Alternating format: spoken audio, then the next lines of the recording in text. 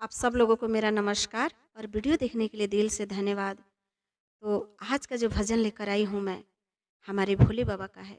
यदि हमारे भोले बाबा का शिव गुरु का भजन पसंद आता है तो लाइक, सब्सक्राइब और शेयर ज़रूर करें और कमेंट करें हमारे भोले बाबा का गीत कैसा है।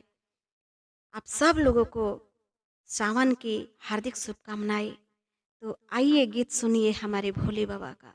कवने करन वे भोला हम भूले गईनी हो, नैना निहारे रहतो तुहार जी। कवने करन वे भोला हम भूले गईनी हो, नैना निहारे रहतो तुहार जी।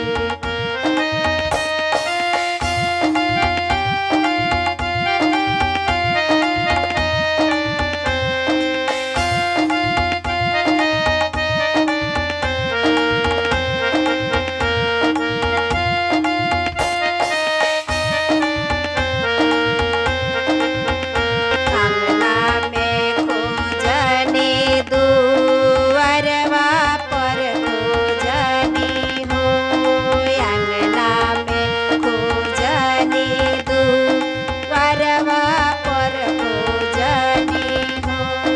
खोजियनी घने फुलवारी जी, खोजियनी घने फुलवारी जी। फूलवा में छुपनी भोला किया कलिया छुपनी हो, कैसे पाइब दर्शन तोहार जी।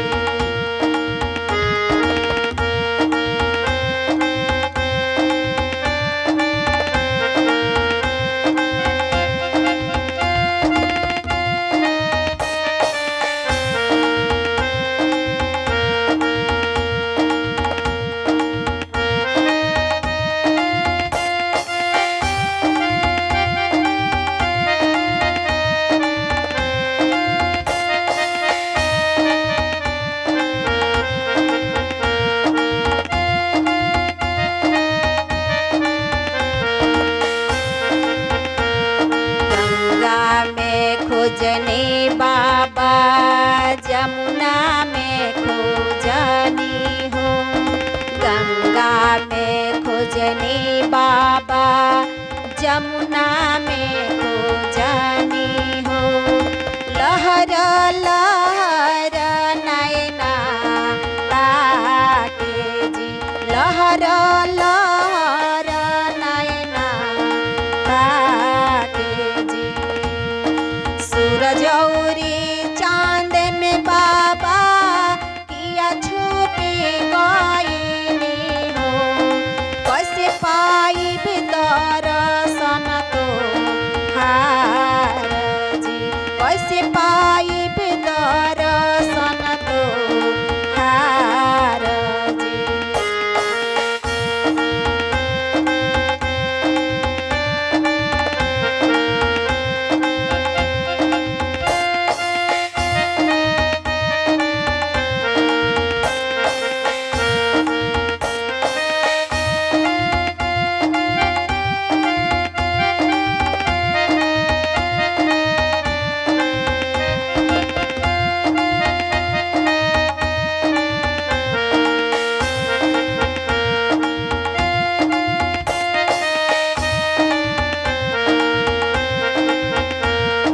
पर्वत पर खोजनी बाबा, पहाड़वा पर खोजनी हो, नाही मिलल शिवजी हमार हो, नाही मिलल शिवजी हमार हो।